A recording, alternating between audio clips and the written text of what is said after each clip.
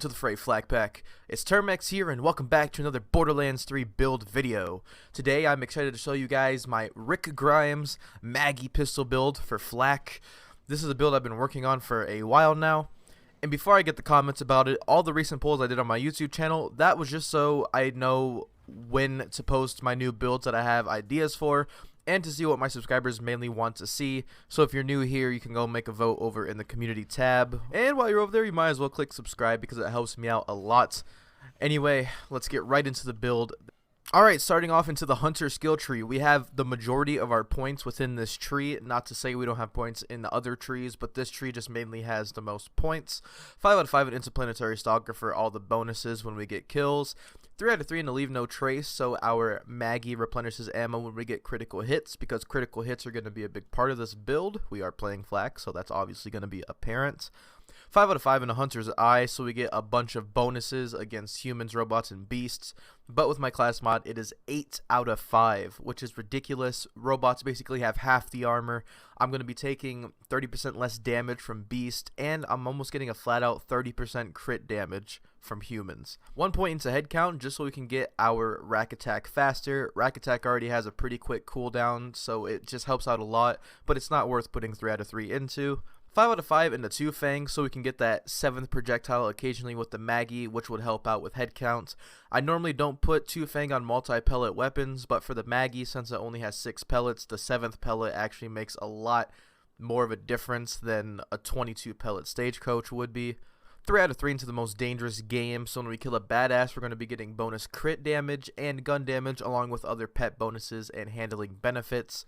But with my class mod, it will be 4 out of 3, which is very beneficial for solo play and for the Maliwan takedown. 3 out of 3 into big game, so we have double the duration on our hunter effects, and the hunter skills are boosted by 30% in terms of the stats they provide you.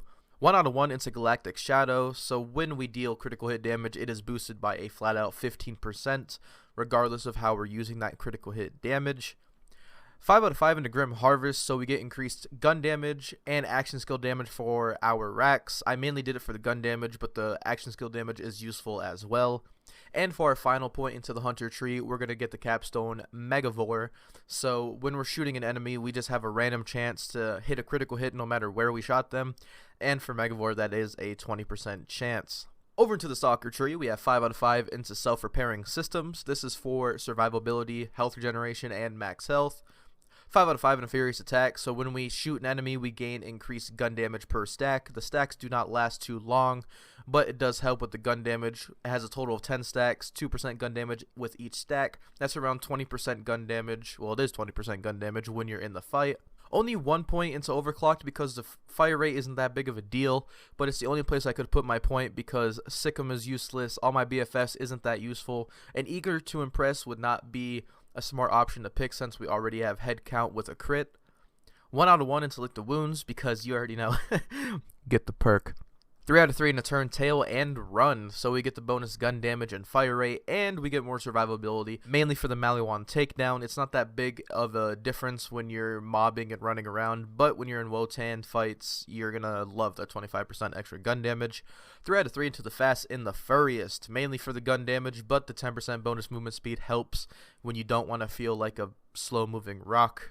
And 1 out of 5 for Hidden Machine, so we have 6% extra gun damage. I try to figure out where to put the points at, but 1 point over here would have been 4% extra gun damage, but 1 point here is 6%, so, you know, we're doing a little bit of min-maxing here.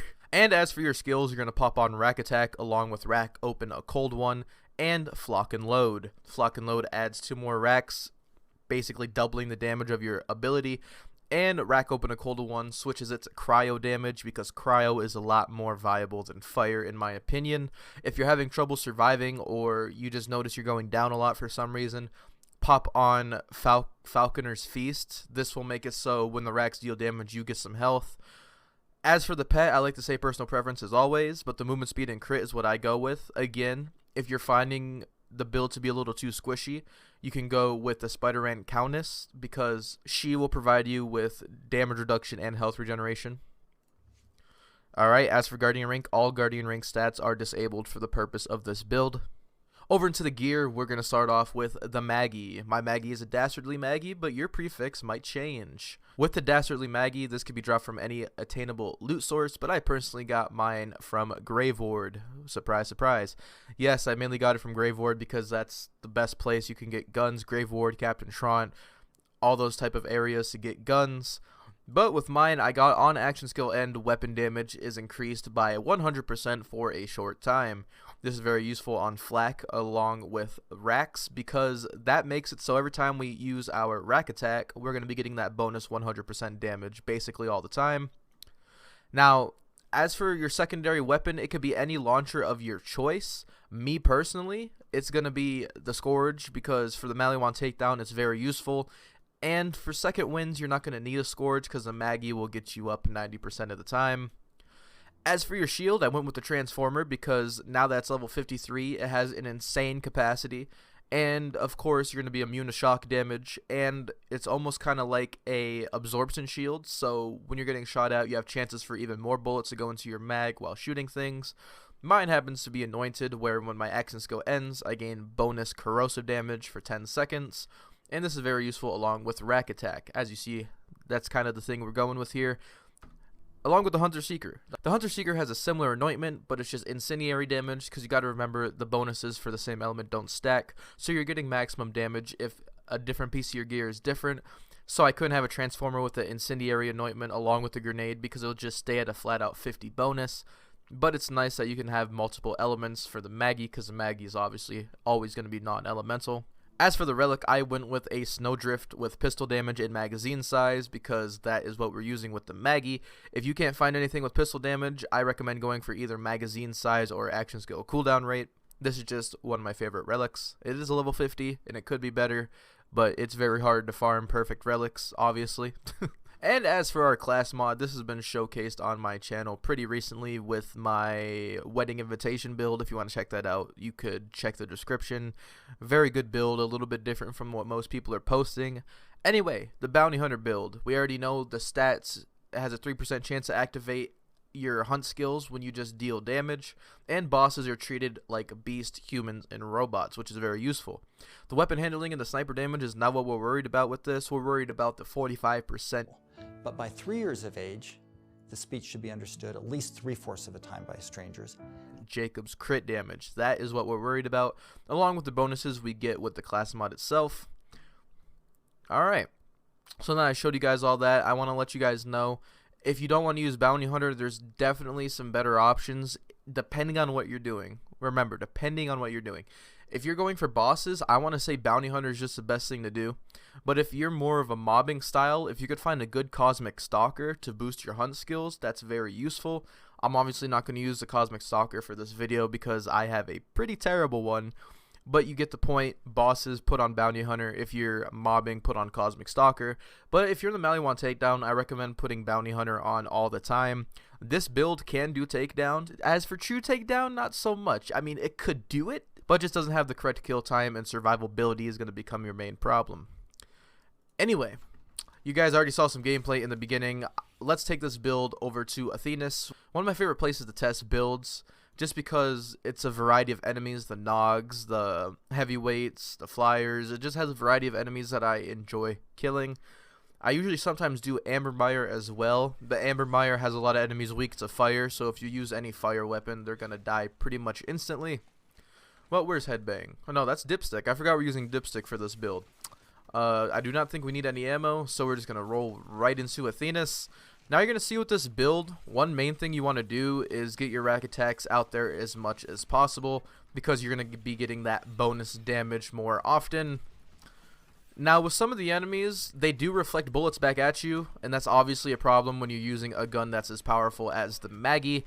To compensate for this, that is why we have a Transformer on, so 40% of those bullets that reflect off of them also absorb into our bullets, our ammo count basically. And it makes it so we're not constantly shooting ourselves all the time, because that is a very annoying thing to do if you guys remember the bullet reflection back with Mayhem 3. Now this Nog, you know those little drones they summon, obviously you're not going to melt the enemies that are boosted by that drone, because that drone, I don't say it needs nerf, it's just a little annoying thing. It's very easy to shoot out of the air. But as for everyone else here, this is kind of almost like I'm playing on Mayhem 2. I feel like this is not Mayhem 4 whatsoever, even though it is.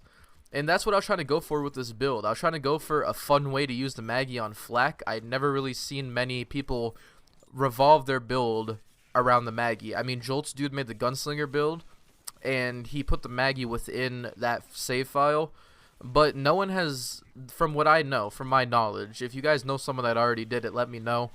But from what I know, no one has made a build centered around only the Maggie for flak, and I think it works beautifully. Like, the gun just matches Flak's playstyle because he's a crit monster, and that's what the Maggie benefits the most from. I would say your only downfall is when you're down and you have Guardian rank disabled, you're not going to be able to aim, and it's kind of inaccurate when you're down, but that's what the rocket launcher is for. You could always use an ion cannon for your second wins. I've been seeing a lot of people use the Creamer recently. I don't know why. I haven't used it myself personally, but I know it's probably a really good rocket launcher for second wins. Now again, the only thing that's annoying about this build, it's kind of gear dependent, but not really. The only thing that's gear dependent is the elemental portion of the build.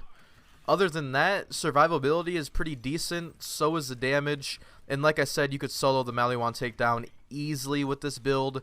As for true takedown, that will take some time depending on basically how everything goes. Sometimes you'll get spammed with rockets, sometimes there's going to be those little shock hounds for 20 minutes.